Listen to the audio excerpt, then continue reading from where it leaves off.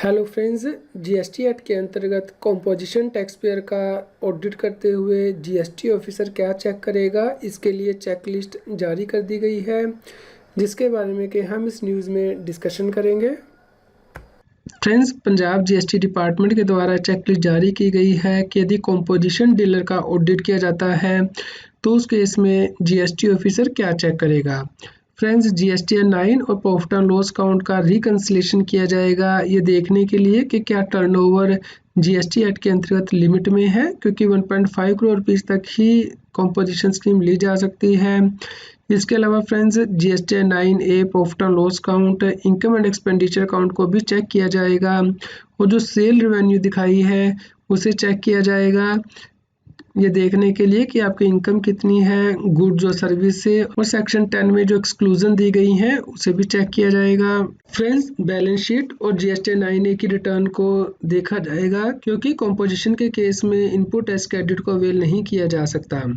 Friends, GST 9 की return को भी चेक किया जाएगा कि यदि टैक्स पेयर के द्वारा रेगुलर स्कीम से कॉम्पोजिशन स्कीम ऑप्ट की गई है तो क्या इनपुट एज क्रेडिट को रिवर्स कर दिया गया है।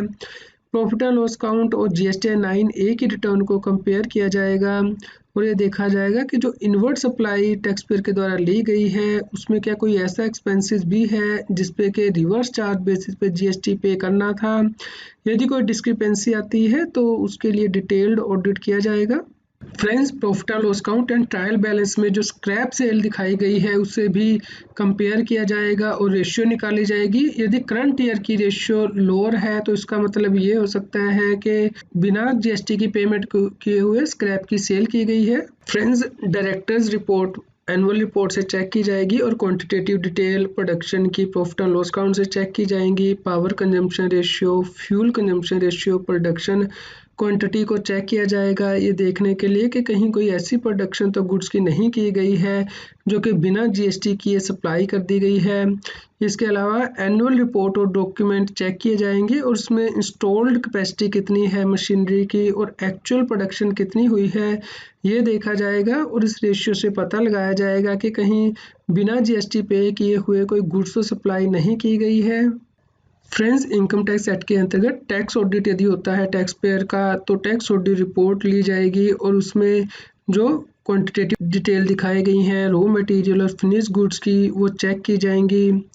इनपुट एंड आउटपुट रेशियो निकाला जाएगा, ये देखने के लिए कि कहीं गुड्स की प्रोडक्शन को सप्रेस करके तो नहीं दिखाया गया है, यानी कि कम करके तो नहीं दिखाया गया है। इसके अलावा बैलेंस शीट में फ्रेंड्स करंट लायबिलिटी का शेड्यूल चेक किया जाएगा।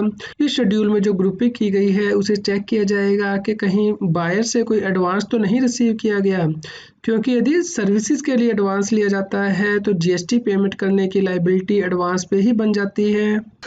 इसके अलावा फ्रेंड्स, ट्रायल बैलेंस में इनकम अकाउंट को भी स्टडी किया जाएगा, क्योंकि ऐसा हो सकता है कि अनयूजुअल इनकम अकाउंट हो जो कि टैक्स पेयर के द्वारा प्रॉफिट एंड लॉस अकाउंट बनाते हुए किसी दूसरे अकाउंट से एडजस्ट कर दिए गए हों। इसलिए इन अकाउंट का एग्जैक्ट नेचर फाइंड करने के लिए डिटेल स्टडी की जा सकती है।